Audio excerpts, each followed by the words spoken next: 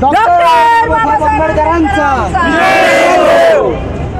Doctor Babasaheb आंबेडकरांचा छत्रपती शिवाजी महाराजांचा छत्रपती शाहू महाराजांचा लोकशाही रामभाऊ साठेंचा घर आमच्या हक्काचं नाही कुणाच्या बापाचं घर आमच्या हक्काचं नाही कुणाच्या बापाचं घर आमच्या हक्काचं नाही कुणाच्या बापाचं अरे कोण म्हणतं देत नाही घेतल्याशिवाय राहत नाही कोण म्हणतं देत नाही घेतल्याशिवाय राहत नाही अरे इस शासन पे हल्ला बोल हल्ला बोल हल्ला बोल शासन पे हल्ला बोल डंडा लेके हल्ला बोल झंडा लेके हल्ला बोल अरे जूते लेके हल्ला बोल अरे डंडा लेके हल्ला बोल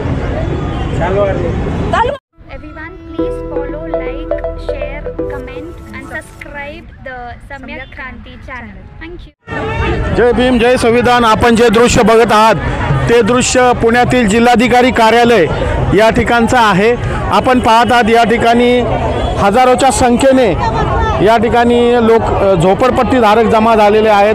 त्यांच्या झोपडपट्टी वाचवण्यासाठी या ठिकाणी आलेले आहेत. दौंड या ठिकाणाहून ते आलेले आहेत आणि आपण पाहू शकता की या ज्या झोपड्या आहेत या रेल्वे हद्दीतील झोपड्या आहेत आणि या झोपड्या उठवण्यात येणार आहे असं बोललं जातं. त्यामुळे या ठिकाणी या मोर्चाचं आयोजन दौंडवरून केलेलं आहे. तर आपण पाहत आहात या मोर्चाला आपण पाहत आहात की महिलांचा जास्त या ठिकाणी समावेश आहे. महिला या ठिकाणी जास्तीत जास्त या मोर्चाला आलेल्या आहेत. त्याबरोबर पुरुषसुद्धा आलेले आहेत. या मोर्चाचं जे नेतृत्व केलेलं आहे जे संस्थापक अध्यक्ष आहेत महाराष्ट्र झोपडपट्टी सुरक्षा विकास दल यांचे जे संस्थापक अध्यक्ष त्यांच्याकडून जाणून घेऊया की या मोर्चाचं तुम्ही जे काय आयोजन केलेलं आहे ते कशासाठी केलेलं आहे. या झोपड्यात तोडू नये यासाठी केलेलंच आहे. परंतु तुम्ही या ठिकाणी किती झोपड्या आहेत ज्याच्यावर हे संकट आलेलं आहे आणि किती लोक त्यामध्ये राहतात, काय अडचणी आहेत त्यांच्या. आज जय भीम. दौंड शहरातील रेल्वे हद्दीतील गोरगरीब लोकांच्या रेल्वेच्या विनावापर जागेवरती 780 घरं त्या ठिकाणी झोपड्या वसलेल्या आहेत. काही कच्ची घरं आहेत, काही पक्की घरं आहेत आणि 60-70 वर्षापासून त्या ठिकाणी रेल्वेच्या जागेमध्ये आम्ही या ठिकाणी ते राहत आहेत. अनेकांना पूर्वी रेल्वेचे भाडे पावतीसुद्धा आहेत. अनेकांना त्या ठिकाणी नळ आहे, अनेकांना त्या ठिकाणी वीज आहे, अनेकांना टेलिफोन आहे, अनेकांना आधार कार्ड आहेत. सर्व शासकीय योजना तिथं लागू होतात. परंतु रेल्वेने अलीकडच्या काळामध्ये त्या ठिकाणी या झोपडपट्ट्या उठवण्याचं काम त्या ठिकाणी सुरू केलेले DRM यांनी नोटिसा पाठवलेल्या आहेत. परंतु आम्ही त्या नोटिसा न घेता आम्ही त्या ठिकाणी रेल्वेला दौंडला मोठा रेल्वे रोको आंदोलन केलं होतं आणि महाराष्ट्रातली सर्व दक्षिणेकडे जाणारी रेल्वे आम्ही बंद केली होती. आमच्यावरती खटले दाखल झाले. परंतु आम्ही जोपर्यंत आमचं पुनर्वसन करणार नाही तोपर्यंत आम्ही त्या ठिकाणी हटणार नाही अशी आमची ठाम भूमिका आहे. तर माननीय कलेक्टर साहेब या ठिकाणी बोला माननीय कलेक्टर साहेबांना आमची विनंती आहे, राज्य सरकारला आमची विनंती आहे की आपण या प्रश्नाकडं रेल्वे हद्दीमध्ये जरी असेल तर रेल्वे म्हणते राज्य सरकार आणि आम्ही मिळून या ठिकाणी तोडगा काढू. तशा प्रकारचा तोडगा रेल्वे खातं आणि महाराष्ट्र सरकार कलेक्टर मुख्यमंत्री साहेब उपमुख्यमंत्री आणि कलेक्टर साहेबांनी या ठिकाणी कायमस्वरूपी तोडगा काढून या ठिकाणी आम्हाला कायमस्वरूपी पक्की घरे या ठिकाणी आहे त्या जागेवरती किंवा तुम्हाला जर ती जागा पाहिजे असेल तर दुसरीकडे स्थलांतर करून आम्हाला आमचं मोफत पुनर्वसन या ठिकाणी शासनाने करावं अशी आमची या ठिकाणी विनंती आहे.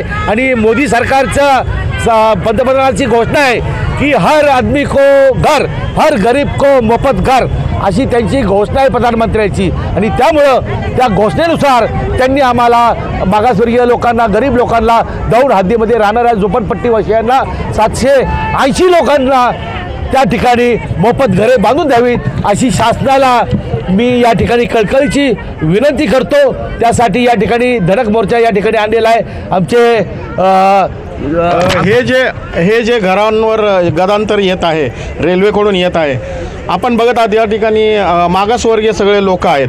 तर तुम्हाला असं वाटतं का की मागासवर्गीय असल्यामुळेच या ठिकाणी यांच्या घरावर गदा फिरवण्यात येत आहे, बुलडोजर फिरवण्याचा प्रयत्न चालू आहे?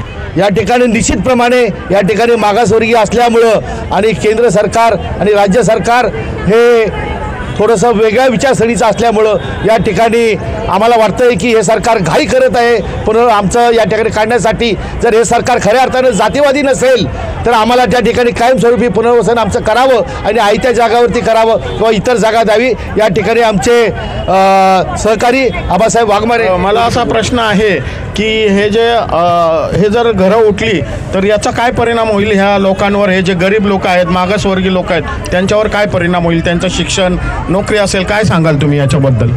यामध्ये अत्यंत प्रतिकूल परिस्थिती निर्माण होईल. हे जे लोक आहेत हे हातावरती पोट भरणारे लोक आहेत. याच्यामधले आमच्या माता भगिनी धुनी भांडी करणाऱ्या आहेत. आमचे माणसं हमाली काही मोलमजुरी करणारे, हातावरचं पोट करणारे माणसं आहेत आणि यांना कुठल्याही प्रकारचे साधन नाही, कुठल्याही प्रकारची जमीन नाही, कुठल्या प्रकारचं हे नाही. त्यामुळे जर हे या ठिकाणी झोपड्या काढल्या तर आम्हाला राहायची पंचायत, आम्हाला रस्त्यावरती उभं राहावं लागेल. आम्हाला जर शासनाने जागा नाही पुन्हा आम्हाला काढलं तर आम्ही रेल्वेच्या रोडवरती येऊन आम्ही टाकू. लोकशाहीच्या माध्यमातून बाबासाहेबांनी दिलेल्या अधिकाराप्रमाणे आम्ही रस्त्यावरती ठाम मांडू. जोपर्यंत आमचं पुनर्वसन होईल हे सर्व गरीब लोक मरतील आणि हे सर्व लोक उद्या आत्महत्या करण्याच्या प्रयत्नामध्ये आहेत. हे लोक उद्या जर घर नाही मिळाले तर बेघर होतील आणि मोठी परिस्थिती निर्माण होईल आणि अंधाधुंद माजेल आणि मोठी या ठिकाणी चळवळ निर्माण होऊन या महाराष्ट्राला उद्या बंद करण्याची वेळ येईल. काय सांगाल या घरांच्या बाबतीत? हे घरं उठवण्यात येत आहे, काय तुमचं मत आहे? माझं म्हणणं असं आहे की मोदी सरकारने आमचा पूर्ण विचार करावा आणि जो गोरगरीब आहेत ह्या लोकांना हक्काचं घर आणि पक्का घर मिळवून द्यावे. जर का यांनी तसं केलं नाही तर तुमचं पुढचं काय हे असेल, पुढची भूमिका काय असणार आहे? जर का यांनी तुम्हाला जबरदस्ती घराबाहेर काढलं तर तुम्ही पुढे काय करणार आहे? आम्ही रस्त्यावर येणार आणि त्यांचे जे रस्ते आहेत त्या रस्त्यावर आम्ही चुली मांडून आम्ही आमचा संसार थाटणार. या ठिकाणी महिला आहेत, काय सांगाल तुम्ही, काय कराल? मला काही येत नाही सांगा की तेवढं, दुसरं काय सांगाल नाही. बोला, जर का तुमच्या मागण्या पूर्ण झाल्या तर तुम्ही काय कराल? आम्ही रस्त्यावर उतरू आणि आम्ही रस्त्यावर सगळे रस्ते बंद करू. आम्हाला बाबासाहेबांनी तेवढा अधिकार दिलेला आहे. कायद्यानुसार आम्ही आमचा कायदा हातात घेऊ. आमचं जर नाही म्हणणं ऐकलं तर घोषणा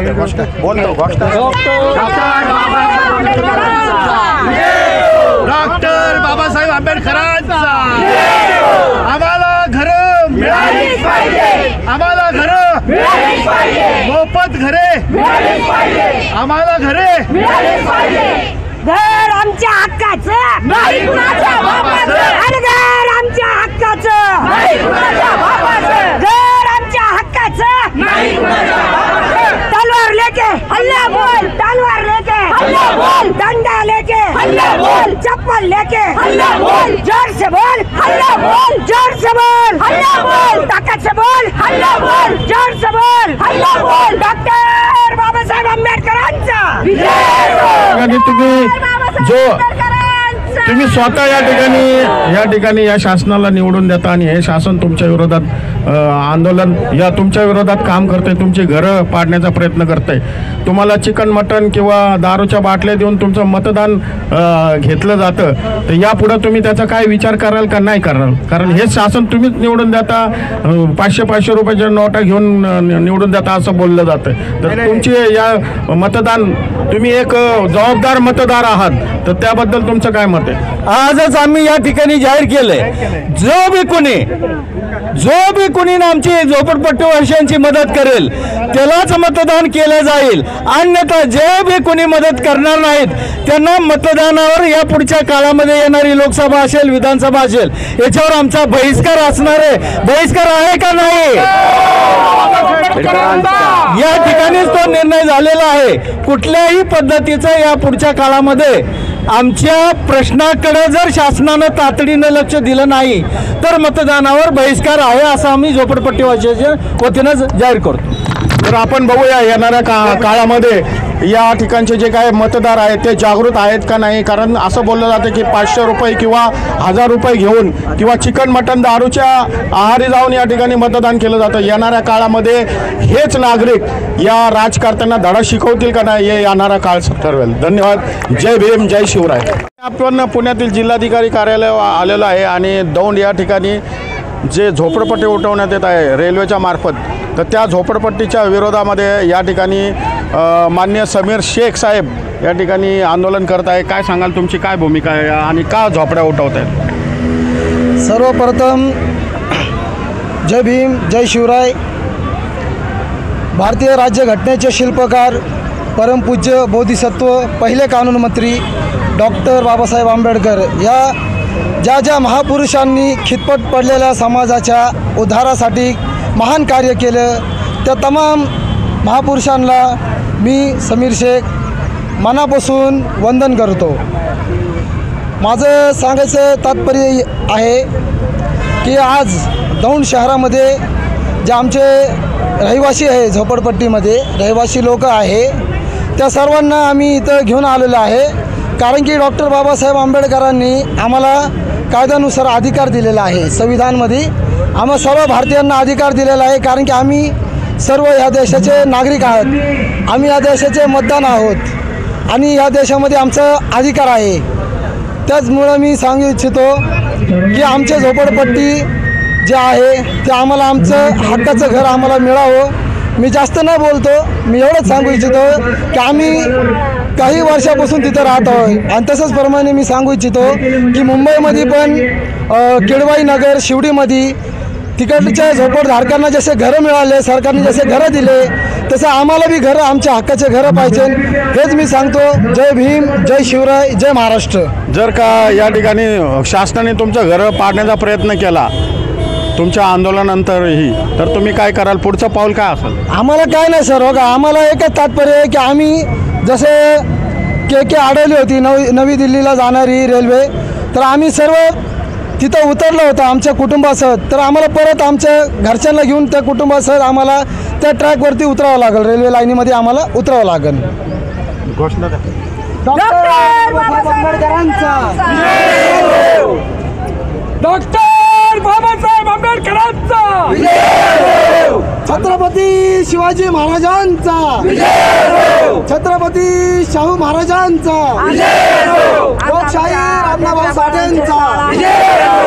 घर आमच्या हक्काचं, नाही कुणाच्या बापाचं, घर आमच्या हक्काचं, नाही कुणाच्या बापाचं, घर आमच्या हक्काचं, नाही कुणाच्या बापाचं. अरे कोण म्हणतं देत नाही, घेतल्याशिवाय राहत नाही, कोण म्हणतं देत नाही, घेतल्याशिवाय राहत नाही.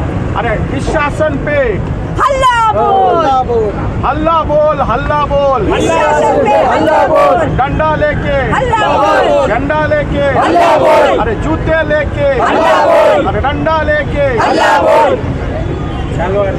चालू